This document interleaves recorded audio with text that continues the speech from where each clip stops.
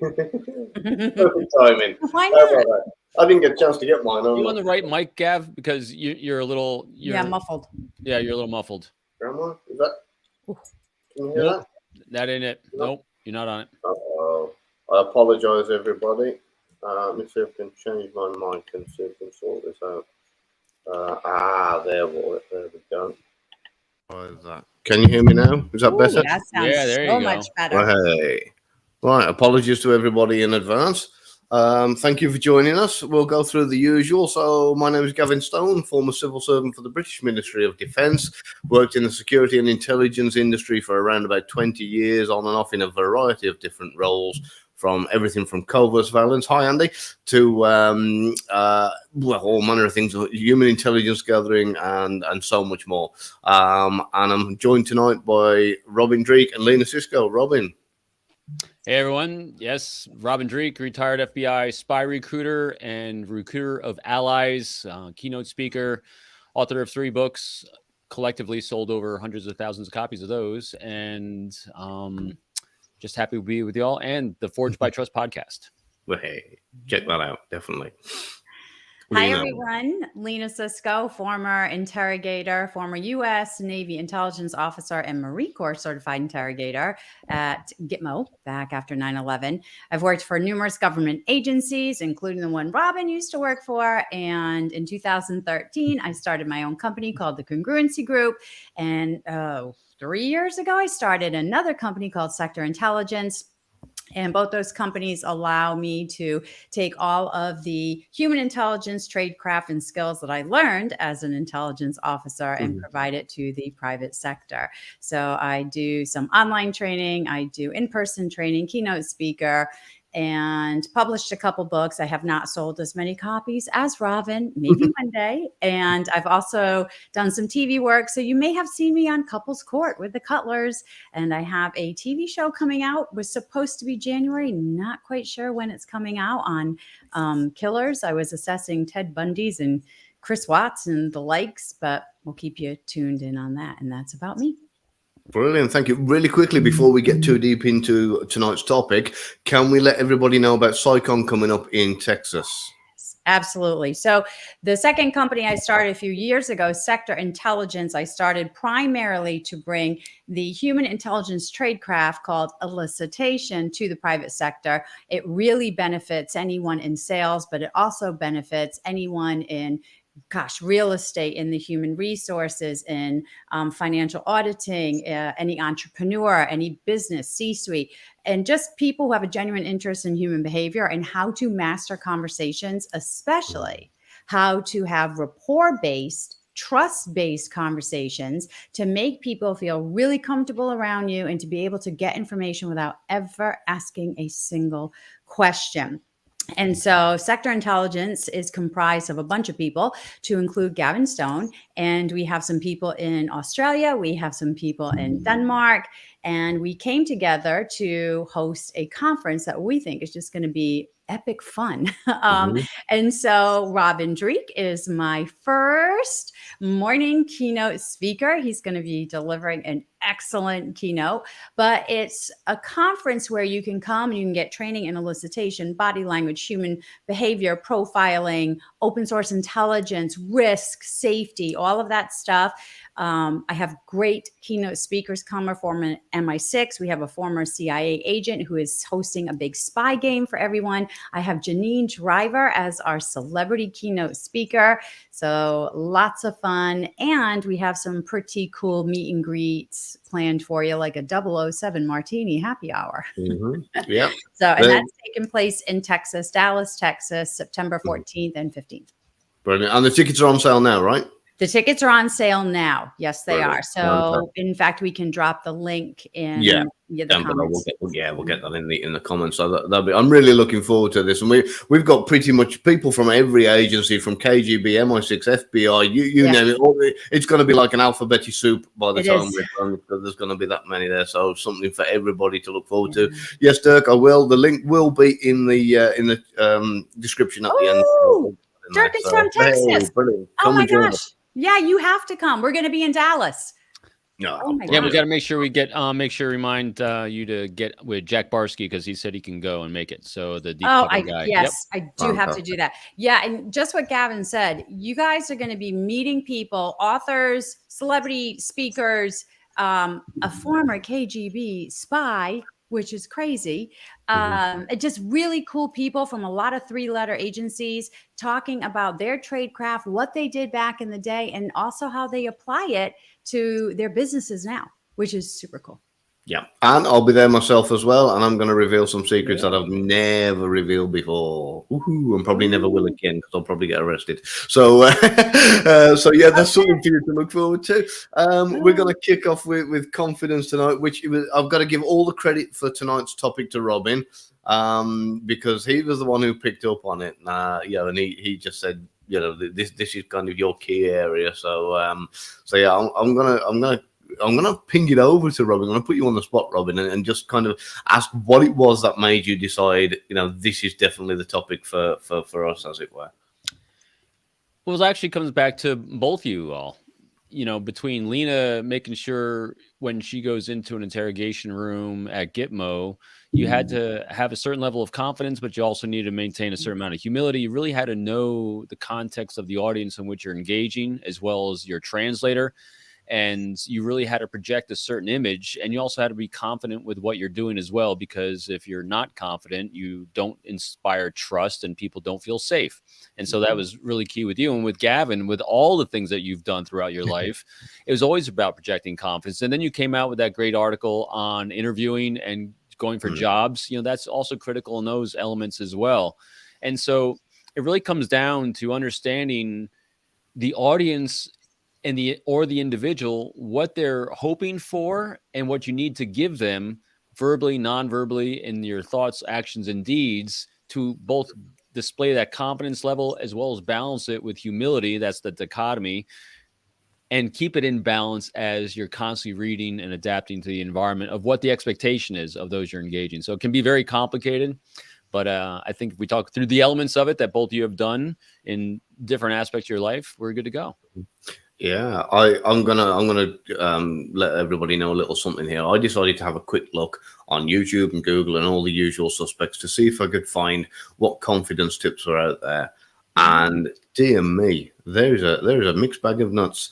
And I watched this one video, and the guy saying, you know, put your hands like this and watch your breathing, breathe from your chest, keep your eye movements minimal, don't stutter your words, put your body language this way, and with all these do's and don'ts, I thought they're going to be a rattling bag of nerves by the end of it all. They're going to be like this.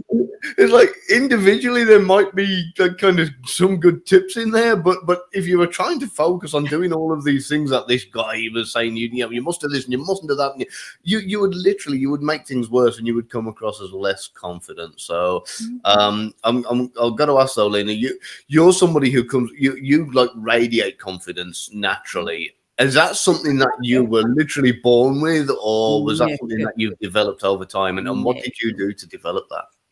It is developed. I was not confident. I was the shy kid. And even in high school, I was the weirdo, the punk rocker, the girl who had, you know, one or two close friends, very shy.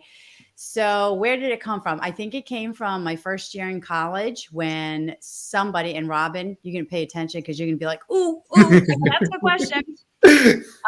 Let's just say I got wronged and it was very hurtful. And I said, you know what? Never again. And that day I told myself, I'm going to stand up for everything I believe in. I'm going to stand up. I'm going to speak my words and what I have to say. And it was a mind shift, but it took something happening to me that made me so upset that it just kind of shook me. And I was like, no, I'm now stepping into me, whatever that means, but I'm going to show up and I'm going to speak up, and I don't care. I'm going to be respectful, but I don't care about what people think of me speaking up, meaning, you know, oh, look at her, she's doing this. No.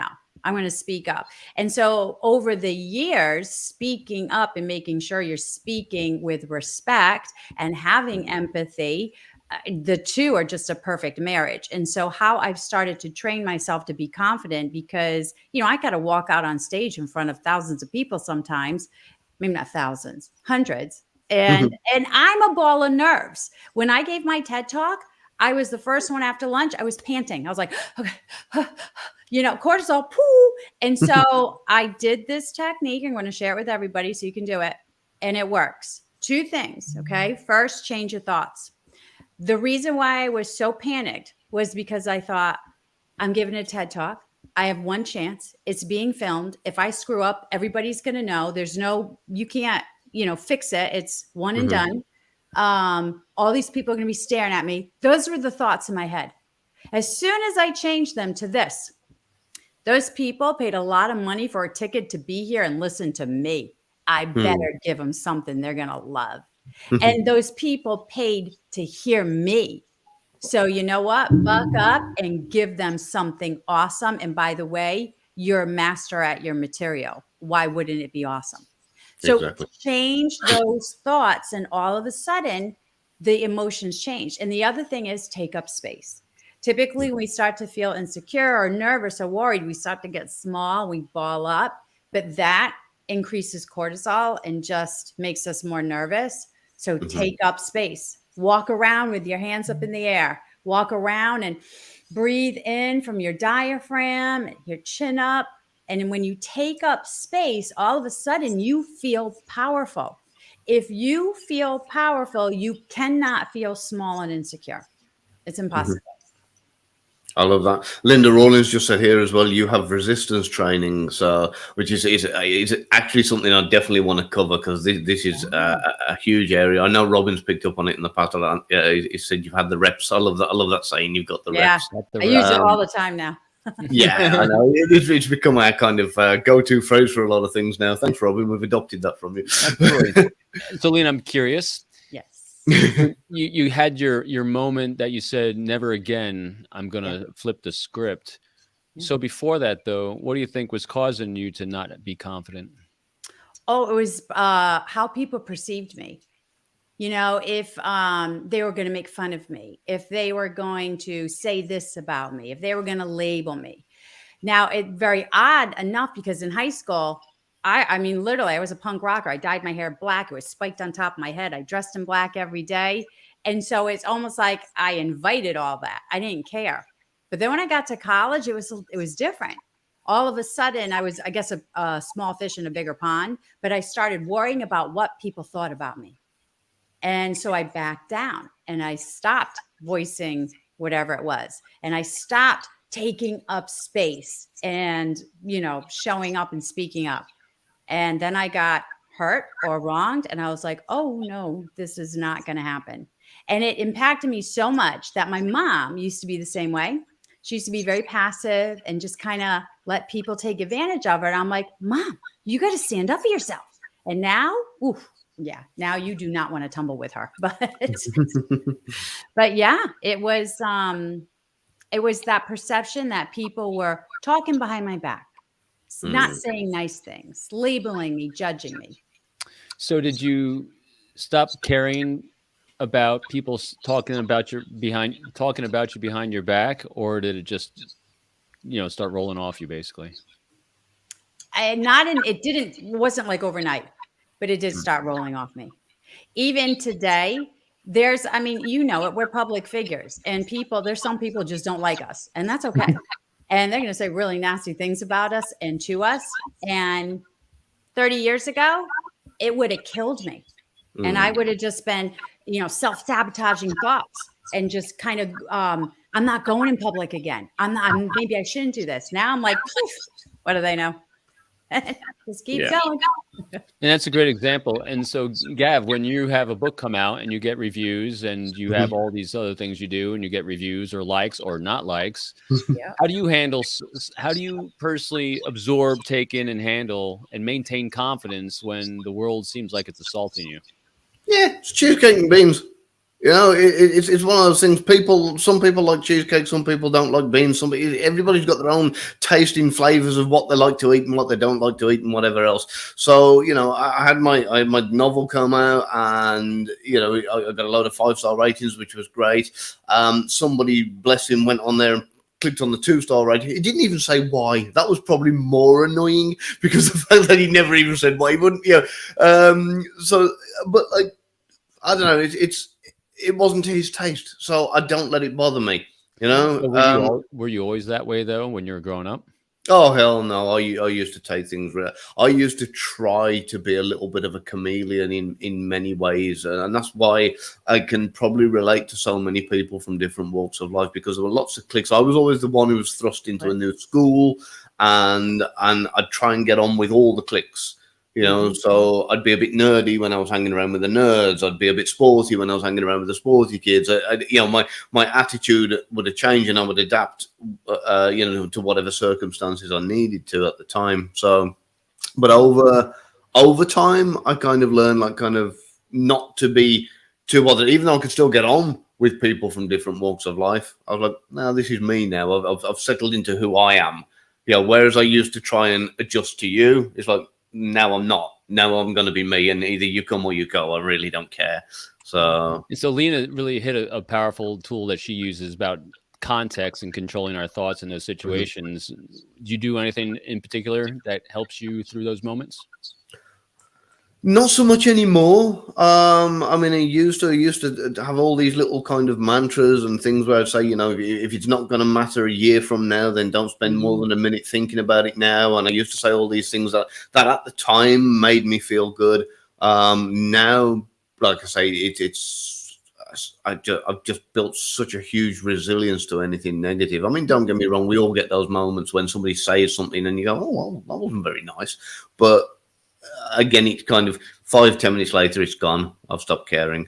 So that's how I deal with it. So when have either of you recently experienced a bout of lack of confidence? Was that me? Oh, well, either or. Oh, go on, Lena. Have you had anything happen recently? Here's transparency and vulnerability in action. Oh, yes. Right? It is. No, I will tell you, because it just happened. So I teach a 3-day law enforcement class. I know it like the back of my hand. I love teaching it. It's fun. However, there's some days where I don't feel well or I'm tired. So this particular course, for some reason, I'm going through some dizzy spells and just kind of, whatever, trying to get healthier. And my internal voice is like, you don't feel well. You're dizzy. You're tired. Oh, and then that goes through, you sound tired. They know you're tired. And it was almost like, oh gosh, am I not teaching well this course? This course is not going the way it usually goes. My other course, everyone loves my course. I always get 5s and all that. And somebody wrote it, negative self-talk. Yeah, I've actually marked that up. Yeah, I didn't feel good. And so I started thinking, how I don't feel good. And then, do they know I don't feel good? And is it coming out? Am I giving a bad class because I don't feel good today? And then the confidence does this. Yeah. So what'd you do about it? Put them on break, and I had a shot of my immunity booster. Kid you not, I bring them with me. And they were coming up on me on break, talking to me, saying, hey, this was really good. I like this. And I'm like, well, obviously, it's not affecting my delivery. So stop thinking those thoughts. Because if you keep thinking them, it will affect your delivery. Right. Absolutely. So just stop thinking those thoughts. It's very easy to say, hard to do. But I tell so many people, stop thinking those thoughts. Those thoughts are causing your hesitation. They're causing your insecurity. They're causing you to go eat the chocolate chip cookie when you're on a diet. It's thoughts. It's our thoughts. Our thoughts are so powerful. And I just wrote a post about this on LinkedIn, how it's our one superpower. Yep. If we had the ability to harness our thoughts and really control them all the time, oh my God, we would be amazing. Amazing. How about you, Gav? You're going through a bout. Oh yeah, I'll come back to it. I want to address this that Andy said here. While we're still on negative self-talk, because I think it's really, really huge. And like what Lena said, you do kind of it spirals sometimes when you get into the habit of doing it. And I remember saying to Lena about something not so long back. We were talking about this kind of thing, and I remember saying, if other people spoke to us the way we spoke to ourselves, our own internal voice, we'd bat them We would chin them, because I know the person who's hardest on me is me. And I think that really needs to be that negative self-talk, and whereas we do listen to our own internal voice when we got that negative self-talk, that can make things spiral and can fill you full of self-doubt. See, I screwed up there. Get my tongue sorted out. I'm working it. So yeah, just own it basically. But when you do get that self-doubt because of that negative talk, it also works in reverse, because we do listen to our own voice. So in that instance, talk to yourself like you're giving you your own pep talk, like you'd expect somebody else to talk to you, or like you'd talk to somebody else who was feeling negative at that time. Be your own coach. And the other thing you can do too is reach out to someone. One of the reasons why healthy relationships are so important in our lives is because in those moments we can be there for each other when we are being our own worst critic, and someone else can help balance that dichotomy between self and others and help us bring our self-talk back into balance as well. Robin, I would love to know when you last felt a lack of confidence. Today. What? Every day of my life. I hear feedback. Do you guys hear feedback? Yeah, I hear it on yours. Is it? I'm going to try to think of what to do. I don't know where it's coming from. Yeah. Let me see if I move this mic forward a little bit. And is no, it's me. Like I you? Yeah, I think it's your mic, Lena. It's not too bad though. Is it my mic? Gav, you anyway, answer the question. I'm going to mute myself and check something. Okay, then. So I'll go as well. Today was a thing for me where I went to hospital. I had an issue earlier today. I'm not going to go too deep into the graphic details, but yeah, I had a little bit of a hairy moment, and I had to go into accident and emergency, or ED as you guys call it over there, and I sat there with my own thoughts, and the more I thought about all the bad things that it could be and what's happening and whatever else, the more I spiraled into a little bit of a freaking myself out moment. And again, I had to stop that, because by the time the nurse come over to take blood, tiny little red dot. You've never seen a grown man go in there going, "Oh, I can't look." So there you go. I hit me, smack me, punch me, kick me, whatever. But that little red dot that comes from a little needle, for some reason, I can't look while it's happening. I really don't know why. So there you go. I can be a wimp. But yeah, it's so that was a couple of moments today of kind of lack of self-confidence, sitting there and what did you do about it?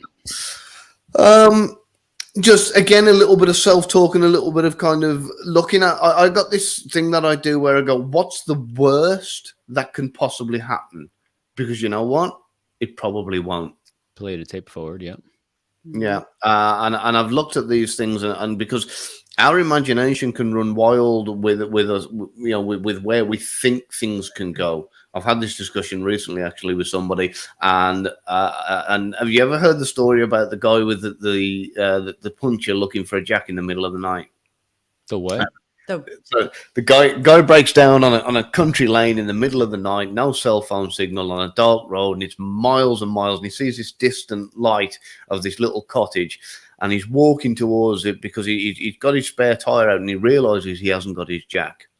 And he thinks, right, I wonder if they've got one. So he's walking towards this cottage, and he's thinking, well, it's late at night. I wonder if they're even going to be up. And even if they are up, are they going to answer the door? And he's got this conversation going on in his head. And as he gets closer and closer, he's thinking, well, me, a strange guy on my own, even if they answer the door, why would they lend me a jack? And, and kind of, they're probably a miserable person, and and they probably won't want to, and they might think I'm going to steal it, and they're probably grumpy and whatever else. And by the time he finally gets there, he knocks on the door, and the lady opens the door and says, "How can I help you, young man?" He says, "Stick your jack up your arse." And he turns around and walks away because he's had that negative self-talk. He's convinced himself before they've even opened the door that the outcome is going to be I didn't want the Dirk, you put it a little bit better than I did. That's not going to be monetized at any time, is it? So yeah, and people tend to do this. They tend to have their thoughts wander and think of this worst possible outcome, and confirmation bias. Yeah, exactly. So I tend to go the opposite way. And I do look at the worst case scenario, and I found throughout my entire lifetime, I've always looked at the worst case scenario, and it's never happened yet. Mm-hmm. You know, it's not, in fact, normally far from it. It's something that the outcome sometimes has even been better than I could have imagined. I'm like, actually, that worked out, better than if I hadn't have had this incident in the first place. So, what about yourself, Robin? What was your story for today? Yes. Like you're dealing with Every day of my life. Every day is a battle for me because I have horrible self-talk all the time. Really? Oh yeah. Wow. Oh, yeah. Where does it come from? Perfectionism that because that we all suffer from, because you always think you can do better. And so if you always have that thought process, I can do better. And I also think, it's interesting too, because everyone in our audience, we're all behaviorists. We're all into human behavior, which is beautiful. It's fantastic. It helps us have these great interactions to be present for others. But the challenge with that is that we're behaviorists. And so we're constantly assessing how people receive us. And so if I see the tiniest little tingle of a spike in the force, I'm like, oh, what did I do? Because I always own everything. What did I do to cause discomfort in someone's life? And so that's where that self-doubt comes in. And then that's why I have the loving critic of my wife telling me just slap me around a bunch. So again, I'm one of these people. I have no problem being completely transparent, honest. Oh yeah, so every day there's always for me, it's none of it is crippling. It's just busyness in the head sometimes. Say, what could I do better next time? Why am I not doing this as well as I can? And then the biggest thing I think that really helps us through those moments is we've got to get over the cult of comparison. It's hard. Oh my gosh, I know. Because the cult of comparison is what afflicts us all. And that's where a lot of that self-doubt, self-talk comes from, is we think, because what happens is we don't ever pay attention to what we've done well. We're always looking at those that we think from our limited context that have done better. And we say, well, I didn't do as better to this person. And as soon as we reach our own next level, we're like, this isn't good enough. We're looking at this next level. And so this is, again, when we go to, one of the assessments you love providing, the Myers-Briggs, it's an affliction of the NTs, the intuitive thinkers, which are constantly setting a high bar for themselves. And when they reach it, it's never good enough. And so, and so that's what a lot of that bad self-talk comes from. But see, knowing the battle is half the battle. And so it's not crippling at all. It's just, it gets painy now and then because it can become exhausting because you constantly then work more. And I know I'm describing Lena and Gav to a T. Oh my God, just so much. I'm like, yeah, I hit that today about 5 times. And so that's why it's important to keep ourselves grounded, because I literally did this exercise with a group I spoke with last week. The final thing I did with them, and I've done it with you all here, and that is, you have 5 minutes left on this planet. What do you do with it? Without fail, everyone was either cooking a meal with family, having a conversation with family. For me, it's playing Exploding Kittens, that stupid card game with my kids, my grown adult kids. It's having laughter, enjoyment, and a sense of tight community with those we care about in our lives. And so that's why, so my tool for those moments, just always remember what matters. That last 5 hours, that's it. Yeah. Absolutely. Yeah. Do I sound better, guys? I moved my mic closer. It's perfect. Okay, cool. So, Gavin, you said something earlier about that thought, the train of thoughts and spiraling, your little story with the guy going to the cottage. So my 4th book, it's going to be my 4th book. I've already started writing it. I want to call it Clearing the Air, but I'm not sure what it will evolve to be. But it's about getting rid of the fear of a conversation. And this is why, Robin, I've already asked you to write my foreword. Oh, that's great. Yeah. And that's for that one. Absolutely. Yes. Because we fear conversations and we will role play those conversations. I'm all for practicing. I'm a proponent for preparing them and thinking of the what ifs. Then I'm going to say that. And what if they ask this? I'm going to say that. But don't get into those negative, like assuming what's going to happen in the outcome. Because when we do that, we always, for some reason, default to the worst. And that's why we fear. as leaders giving constructive feedback. That's why we fear, going to our spouses or significant others and saying, hey, we're talking about a money issue or talking about, raising your kids issue or something. We fear going to a friend and saying, hey, you know what? You just did really hurt me, because we already had the conversation in our head and we've already seen the outcome. But it's a perception. It's what we see. And so this fear of the unknown is coming from something we've created and we have no idea how it's going to work out. And so I thought, if I could write a book and come up with a bunch of techniques and examples of how to change that thought pattern, how great would it be for people to not fear a conversation? In personal and professional It's a life. great way. Just go into podcast mode. Yeah. It's not about how you make people feel about you that matters, because that creates the stress of what do I need to do to be liked, and focus on how do you make them feel about themselves that matters. And that's why when you go into and it will be. And that's why I always talk about going to the podcast mode, which means the I statements are off. Yep. The what questions come out, and you just have deep presence and you make it about them. And at some point when they feel safe enough, they'll give you what you need. Absolutely. Thank you, John. John's already pre-ordering my book. Yeah. I've actually got in my notes here. I'm battling mine right now as well, so it'll be, and we'll time it so we don't do it. We'll sequence well. Sequence, I guarantee you beat me to it. I've been working on mine for way too long. I messed up last time, didn't I? We ended up launching you and I launched I know, we did at the same time, didn't I? That's because you have 10 books in the hopper. I know. So, I had no choice. HarperCollins was like, "You are launching on this date." I was like, wow. "Aye, Captain." Yeah, and the audio was it the audio book or the no? It was the audio was way late in England. Yeah, it was. It was way over, which was because it was after Christmas. So yeah, we'll but I'll definitely work to make sure that we don't tread on each other's toes this time. Sorry. So. I had to make a point of putting in my notes here earlier, get into an awkward conversation with a stranger with what you were saying, just, my theory of exposure equals composure. And I think that's absolutely brilliant, for anybody to do. And for those who are struggling with conversation and like you said, that fear of conversation, definitely go for it. Go and get yourself into a really, really awkward conversation. Throw yourself in the deep end. And there we go. Oh, podcast mode tactic, boy! It's been the greatest gift I've experienced. And boy, I'm using those I statements a lot on that one. Apologize. It's losing the need for self. It's being completely present for someone else. And so when I call it podcast mode because it's what I do when I'm podcasting. It's letting go of an agenda. Letting go of absolutely everything and just being deeply present to hear the words the other person is saying. And this is what it's funny. I've been chatting a lot more lately about baselining, because actually it's part of baselining.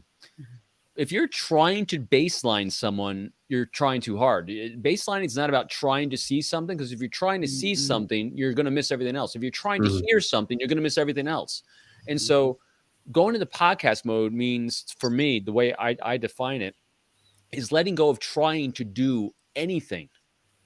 I don't have a script. I have nothing. I have one curious question to start. And then when you go into the baseline, you're looking for a word, a phrase, an expression, an emotion that's deviating. That's like, wow, that's interesting. And you pursue that with a what question. You don't try to one-upsmanship of I had a similar experience, or you don't do quid pro quo, which is elicitation. There's no elicitation. There's no tactic. There's no technique. There's just constant exploration of the other person with what they've already just said, because then the entire conversation's about them, and they start, their brains are firing at that moment, and all you're doing by exploring these things through these curiosities, you're actually discovering the thread in their lives. Because when you discover that thread, a lot of times they're discovering it for the first time as well, because we all just kind of react to the world around us. A lot of times we're not quite cognizant as to why. But when you have someone objectively and lovingly listening and paying attention to things you're sharing. Like Gav, you're a great example. Confidence. When you were sharing with me, things that you're doing and what you're really good at. I mean, that confidence thing just really stood out. That's kind of a thread in your life, has been confidence. And what you utilize it with, no matter what you do, the things we do, that's a behavior thread in your life. And so, but sometimes it takes someone to just be present and pay attention with no agenda, so they can see you through that reversed optic that maybe not others can. So that's what I mean by podcast mode. Sorry, long answer. Actually, I learned it from Jim's book. Hey, here we go. Control the conversation. I got it for the book club right now, right? So he talks about the type of answers that people give. That's called a narrative.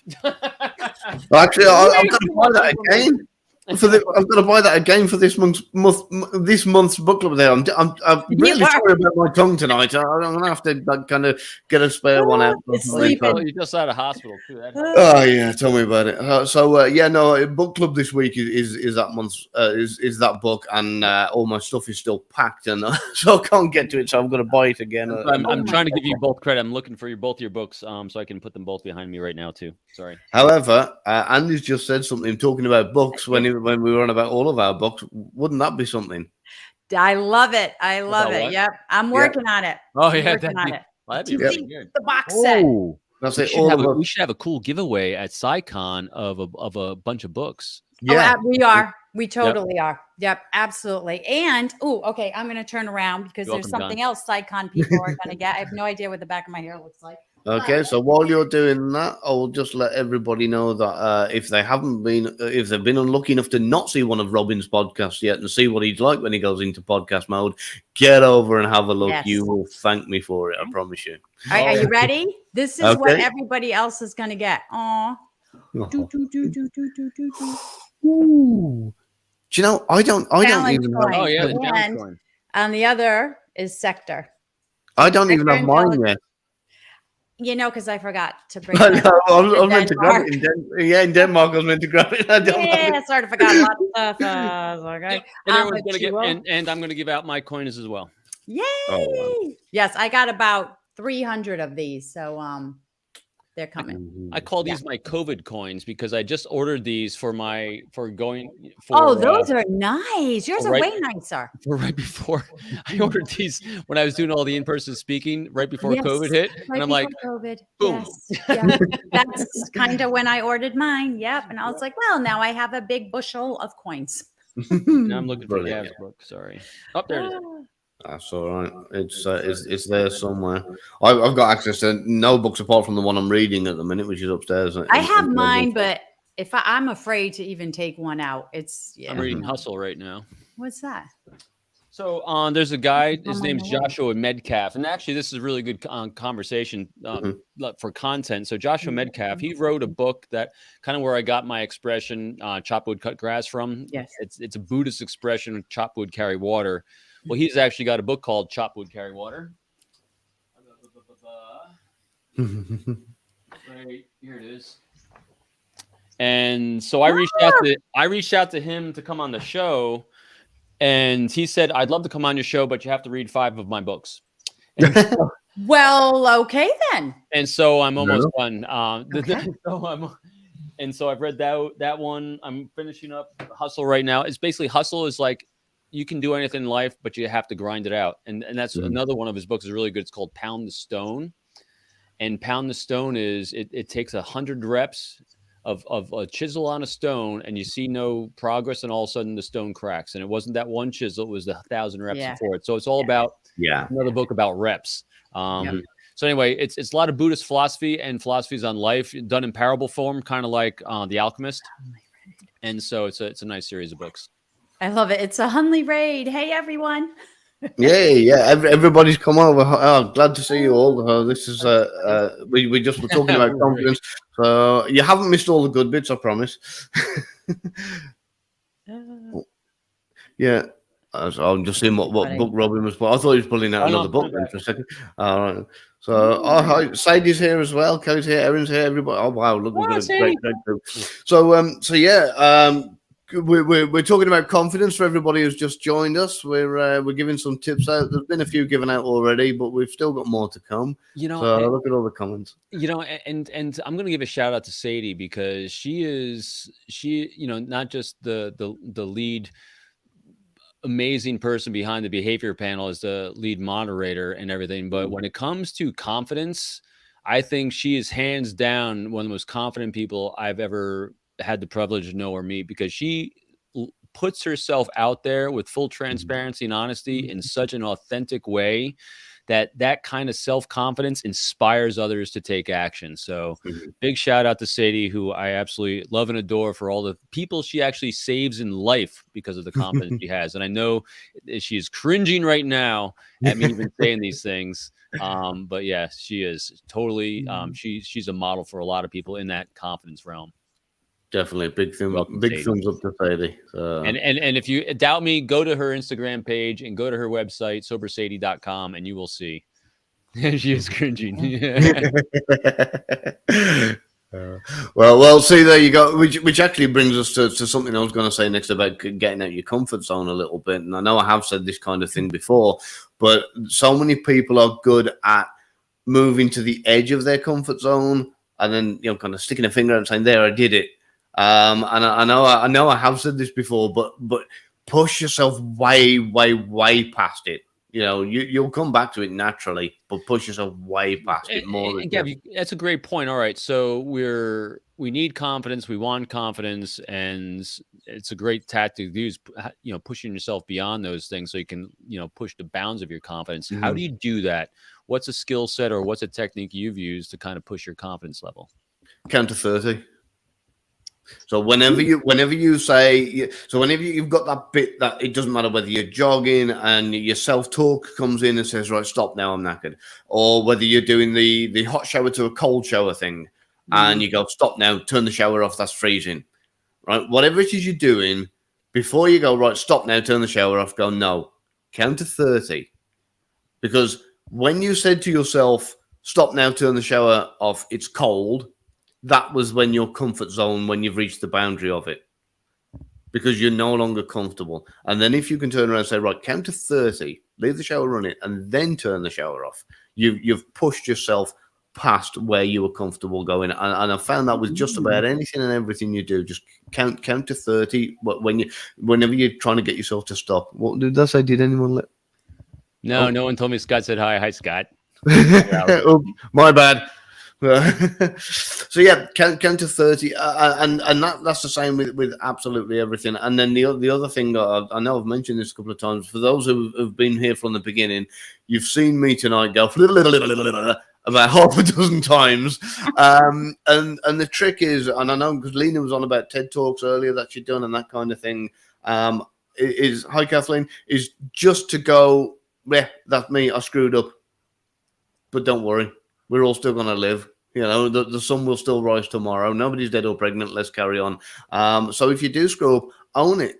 And even more so if I think this comes back. Do you remember when we were all kids?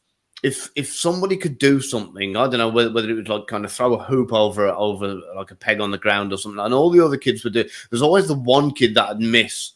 And all the other kids are pointing, laughing, ha, ha, and the poor kid that would get laughed at, he'd never try anything again.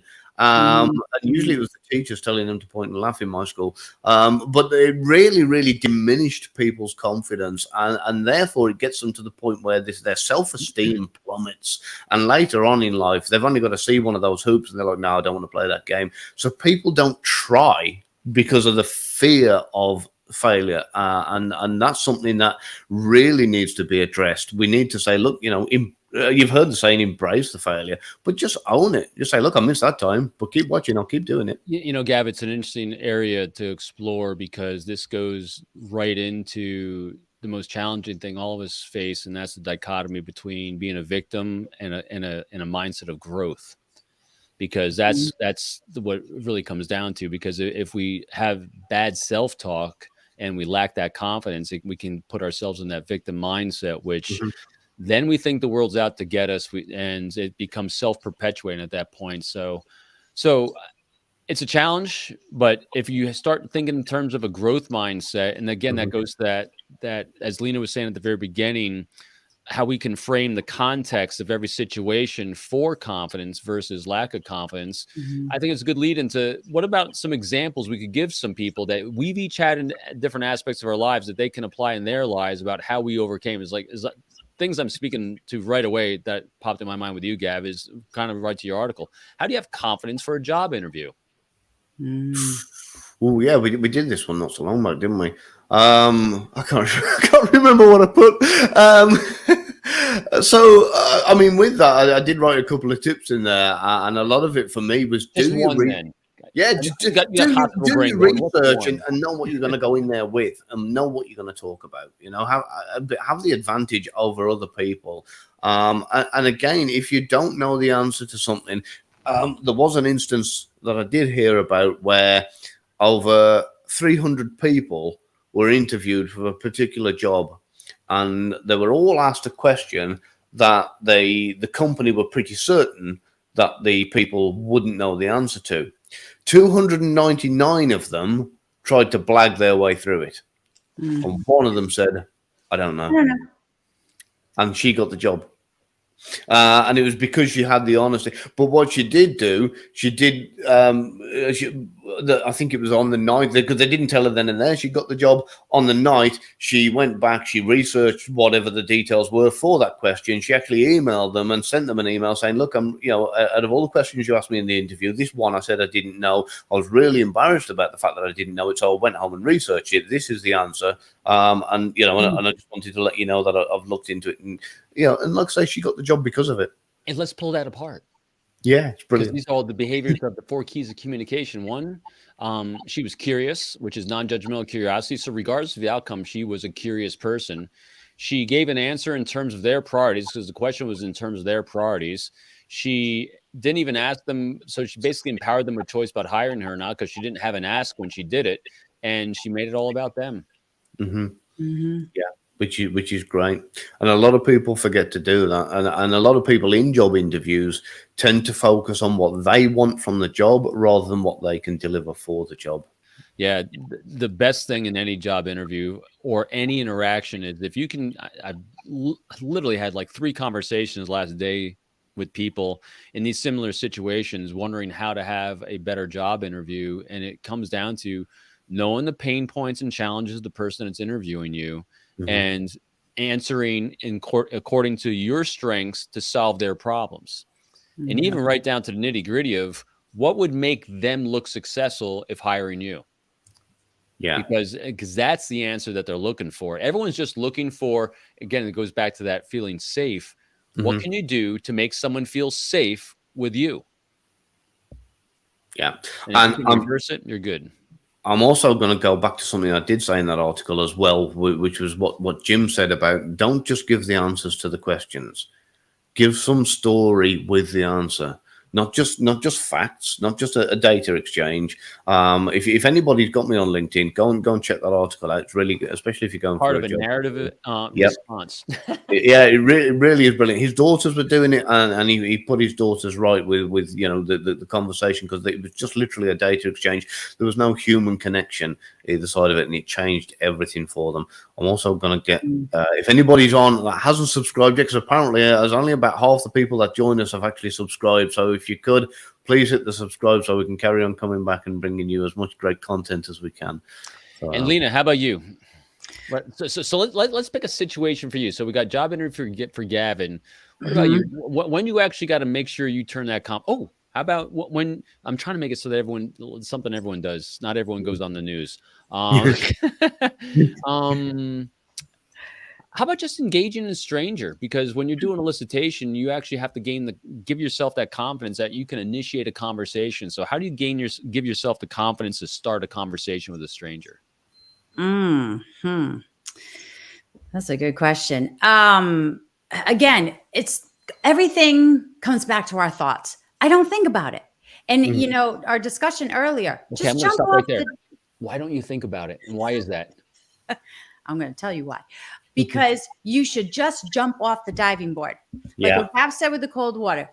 Anybody who grew up with a pool with a diving board, right? When you were little, you stood at the diving board at the end, you're like, oh God, it's so high. I don't know if I can jump. Just jump.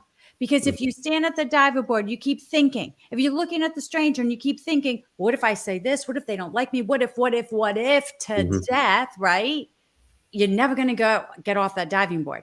And all of your thoughts are going to keep you right at that diving board. And then you're going to turn around and the next person's like, get off. If you're not going to jump, I am. And then you walk off the diving board, you've never jumped. So when it comes to bumping a stranger, right? I still train special forces in this. I still train a lot of companies to bump strangers for networking. And for other reasons I cannot disclose, but to have that confidence to go up and bump a stranger is be prepared, plan out the conversation, but be flexible, have a flexible outline. Think of the what ifs, that worst case scenario, have something ready to say, but don't be so rigid that if something comes back to you and goes a different direction, you're like, and you hit the wall. Because I will tell you this. The worst thing you can do in a conversation, especially with someone you don't know that well or a stranger, is hit the wall. Because if you hit the wall and there's that awkward silence, people feel awkward. I will also tell everybody listening this. If you feel awkward, you look awkward. It's just that simple. If you feel funny, you look funny. If you feel confident, you look confident. So then if it comes down to, oh gosh, I hit the dead silence. I don't know what to say. I feel awkward. Immediately get yourself out of feeling awkward. What do? I take up space. I stop thinking those negative self-thoughts. I start to think different thoughts to say, hey, this person would be interested in me. I have stuff to share that they want to hear. And I can use humor to relax the atmosphere. Change the thoughts, it changes your whole entire demeanor. And what Gav just highlighted there, what Andy just said, basically we are what we consume.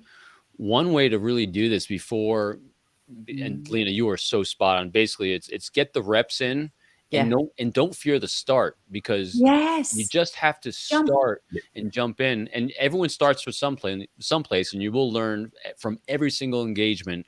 And part of a tactic that I've fallen into using is because what Andy was basically saying is we are what we consume, both in food, like you are a great consumer of healthy food, and you become healthy because of those consumption. Well, also the information we consume. Yeah. Often I've used an analogy of, when you walk out of a movie after seeing like Maverick or Top Gun, you're like, I want to fly jets. And then it wears off about 15 minutes. Same thing walking out of Rocky or a Marvel movie or an emotional movie, like walking out of Schindler's List will have a different impact on you. And so before you have an engagement with someone where you want to make sure you have a great, perfect, healthy mindset, read something healthy, consume something healthy, put yourself in a positive mindset. Y'all know I consume a lot of different information, but before I actually will have a long day of a lot of different interviews, I read the Tao Te Ching. I read something Buddhist. I read something that's going to give me a lot of grounding. So it reminds me of just be present, be calm, because that'll then become who you are in those moments, because we absorb that. So these are one really great thing you can do for yourself before you go into an interview and engaging with a stranger. All these interactions that can be causing a lot of lack of confidence. Know that you got to do the work. You have to do all the research, do all the work you can, but right beforehand, about at least a day beforehand, at least 6 hours beforehand, calm yourself, bring yourself back to ground and presence, and have confidence that you have all this knowledge back here, and be present to hear what's being asked, be present to see what's going on around you, so you can actually respond to the environment and not what you want to say, but what they want to hear. Yes, critical. And a great technique that I've taught to a lot of my, I don't want to say students, but whatever, my clients, is the breathing technique, the 4-7-8. So it's a mindfulness. I got trained as a mindfulness trainer many years ago, but I use those practices just for me because they're amazing. But it's a mindful breath. It's a 4-7-8. You breathe in for a count of 4, hold it for a count of 7, breathe out for a count of 8. I swear it instantly settles your mind. I don't know if it's because your mind now is not thinking, it's counting. Right? You're breathing deep in your diaphragm, and instead of the thoughts, you're going 1, 2, 3. And so all of a sudden your mind just goes whoosh. And you're like, oh, I feel really good right now. Do 1 of 2 of those right before an interview. you will be completely present and settled. And the key thing about being present is you want to listen to the questions they're asking. Because when you truly listen, active listen to people, you're going to be able to respond so easily. And it's not going to be a canned response. It's going to be genuine. There's going to be emotion in there. There's going to be more detail in there. But it's listening to that question and answering that question. And never, ever, my final tip, never, ever think you have to oversell yourself. Because if you do oversell yourself, you're going to feel yucky and creepy. And if you feel yucky and creepy, guess what? That's Yep. why you look. I tell you what, I saw a fantastic post a while ago on social media, and it said, "Whatever you do today, do it with the confidence of a 4-year-old in a Batman t-shirt." And I thought that's absolutely brilliant. I love that. I love it. And the reason I mention that is because confidence doesn't necessarily mean ability. No. You know, you don't have to be the master of something. Yeah, exactly. So with that in mind, you know, again, you know, you can Oh love it. There's actually a photo. You know, I always pull every time you bring something, I'm able to pull everything out of the drawer. I love it. Put it on. You got to put it on. How did he have one of those? Did you guys plan this? Oh, bad. Well, that's awesome. Well, that would make me the penguin then tonight, wouldn't it? I think. And Lena, you're gonna be Catwoman. So, yeah, right. Well, I did so wear. I need a cigar and go ha ha ha. So yeah, no, like I say, confidence. Confidence doesn't mean ability. So just bear that in mind. You can be confident and still screw things up left, right, and center, and still maintain the same level of confidence. You know, so you know, just remember that. You know, your 4-year-old in his Batman t-shirt, he doesn't know how to drive a Batmobile. You know, so but will that stop him enjoying himself and having that confidence and being fun? Yeah. So I don't, Robin, please don't pull a Batmobile out your cupboard. The back cave's down there, isn't it? So yeah, you know, remember that confidence doesn't mean ability. So, you know, if you are doing something, whether it's bowling, whether it's a job, whether it's driving, you can still be confident at it and still screw it up and still maintain that confidence. So keep that in mind. Also, seek feedback. Sorry, I just cut you off. But I just saw a comment and it made me think, seek the feedback. If you're going to a job interview and you don't get hired, call them and ask them why. You know, ask them to say, hey, could you tell me why I didn't get it? Is there anything else that could help me? Yeah. And then build on that feedback and then prepare. You know, and that requires confidence to do that as well. That requires a lot of letting go of our insecurities. And one way, boy, just thinking about this too, one way that we gain confidence is realizing that we are definitely better today than we were yesterday. Yep. You know, there's things that I know and do and act a lot better today than I did yesterday, a year ago, 2 years ago. So I know that the way I engage you today is going to be a lot better than it would have been 5 years ago, or even a year ago, or even a month ago. So that's really critical to help our confidence. This is something that this comment from Bluegrass Girl here. Thank you for that.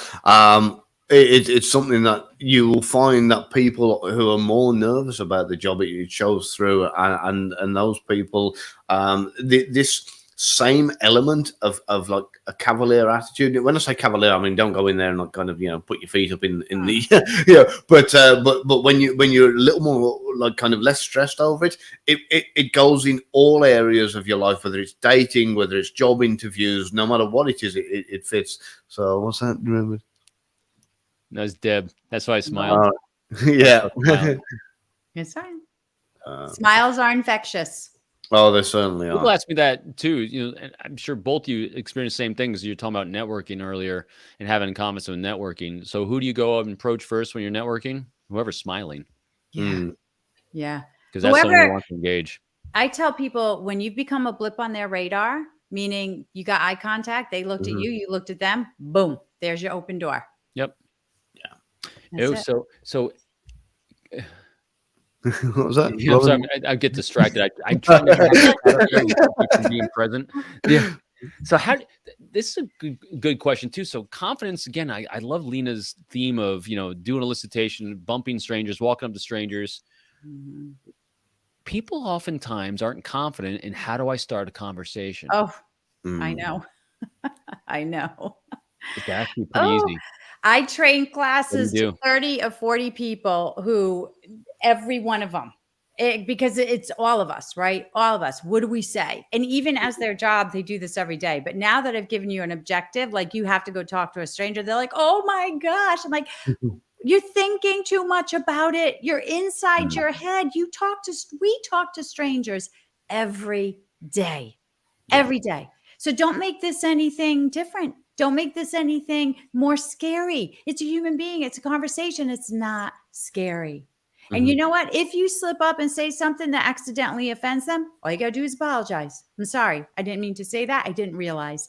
If Oh, you you say don't really care. something, right?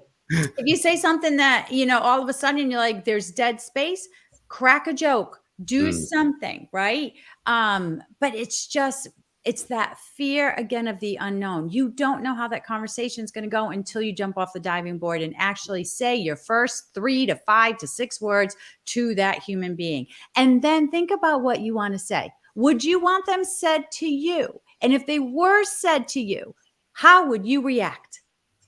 And so make sure that that first line, especially with elicitation, is really provocative, is really interesting, is really going to capture someone's attention enough to say, oh, I want to respond and have a conversation. I'm interested in what she has to say. Make that first line about them, and they have no choice. Exactly. So very easy. Any venue you're in, anywhere in the world. I mean, just listen to the podcast. It's generally my very first question for everyone. So, what was a spark that inspired you to be here today?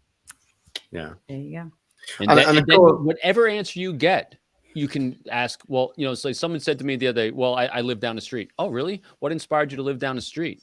Well, I moved here like 3 years ago. Oh, really? So where'd you live before that? So again, you can just keep going back in time, and finally they just so it's easy to keep going. Focus on them. Focus on them. What questions? And on everything they say, every time someone comes out with some content, there's something there. And so that's what you keep exploring with curiosity. Don't worry about what you have to say, because no one cares. No. Pay attention to what they're saying, and that's where the confidence Yes. comes from. Yeah. And the body language saying, move the body, move the mind. When we talk, we are moving. And when we can get other people to talk with that good open-ended question, they're moving. And when we can get people talking and moving, they start to wiggle out the stress and they become more relaxed. So if you can get people talking, it helps them become more relaxed. Yeah. Back when I used to teach guys to what should we call it? Find love, get a date, whatever you want to call it. I used to do a particular exercise which was great. I've never told anybody this before about how we used it. I know I've told the other one about the what we used to do in the bars with getting the rejection, but it's a similar kind of thing because.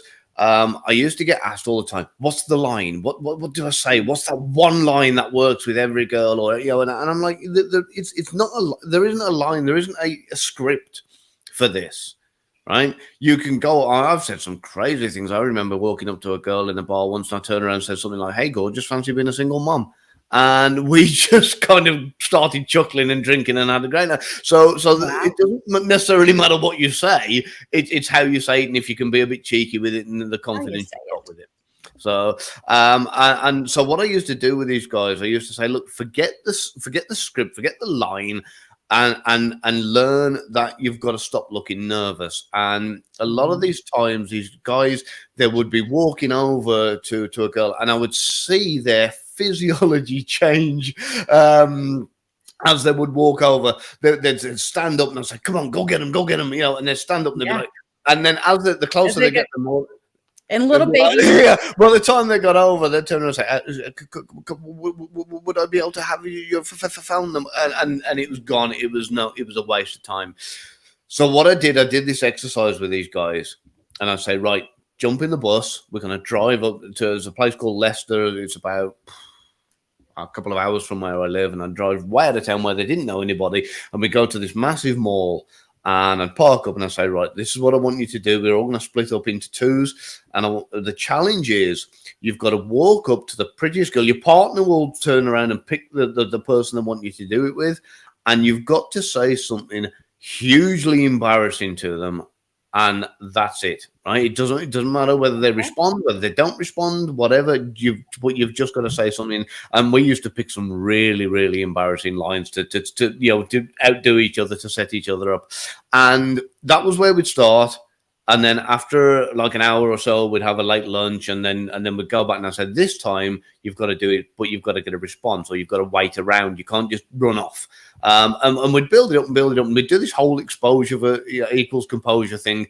And by the end of the day, and this was done in one day, by the end of the day, they were walking up to girls and they were, they were asking them, saying something embarrassing, waiting for a response, and they were getting phone numbers and they were getting dates and that kind of thing in one day. These guys who earlier on in the day couldn't even talk and ask for a number were getting dates, and that was in less than 24 hours. And that's a simple thing when it comes down to building confidence. I keep saying exposure equals composure. Like Robin says, get the reps in, and this, it doesn't matter whether it's job interviews and you go to loads of job interviews until you get so used to it that it becomes like second nature, whether it's asking dates, whether it's going to going school of chuff. Yeah, sorry.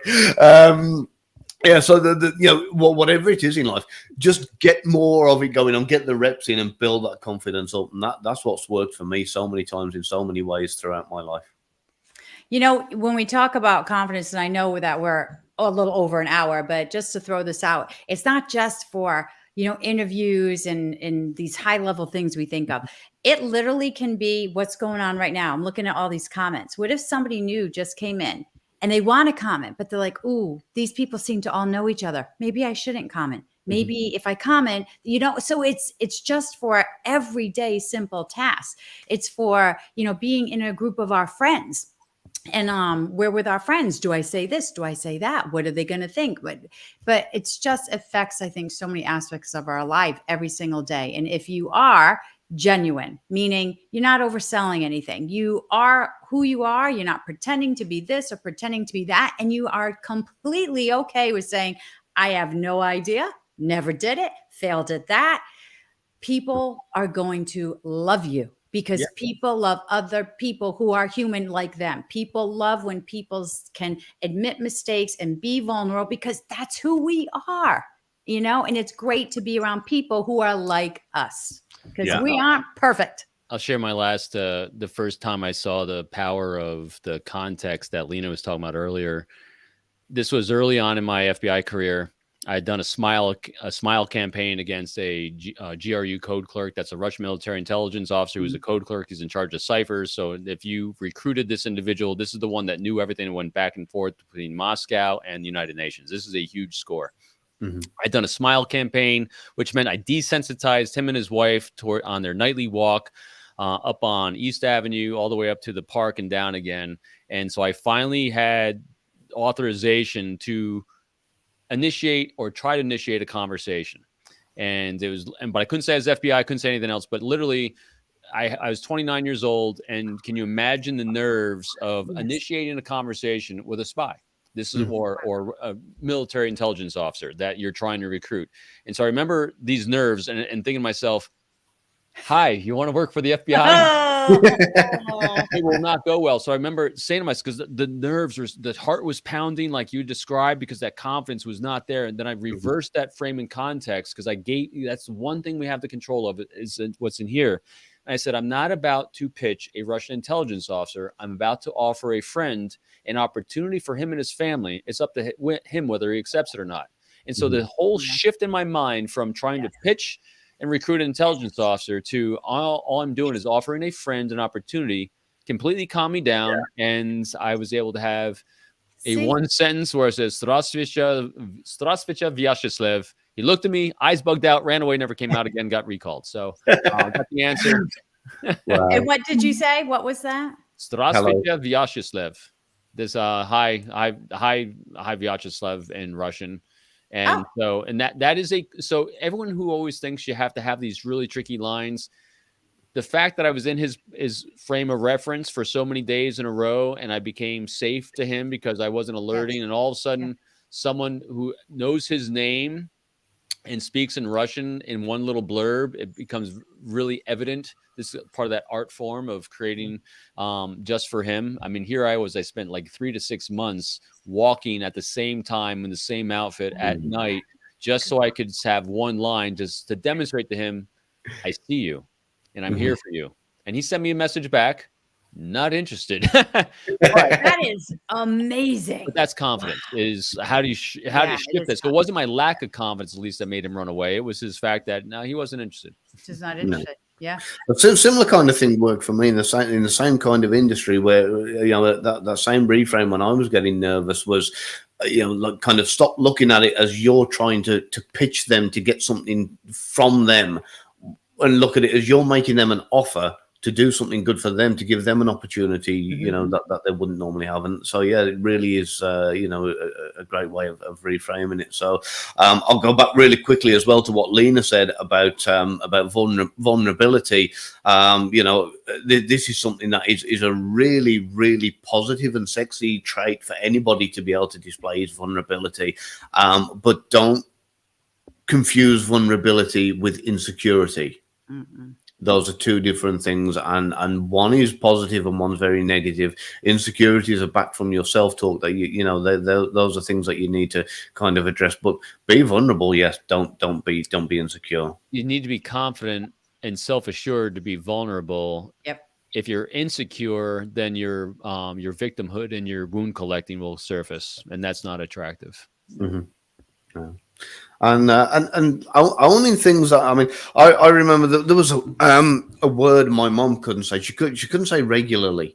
So she used to, whenever it was in a conversation, she always used to struggle with it, and she'd go regularly, and she struggled to say regularly. So whenever she tried, she changed the sentence to say on a regular basis. Yes. And it's amazing how many people, rather than facing something they can't do and tackling it, will completely go around it and avoid something they're not very good at. And I used to do exactly the same thing. I'm dreadful at spelling. I'll put my hands up. I'm awful at spelling. And what I would do, I decided, you know what, I'm going to get better at it. I'm going to look at the things that I regularly struggle to spell. And thanks to Jim Carrey, I know how to spell beautiful. Jim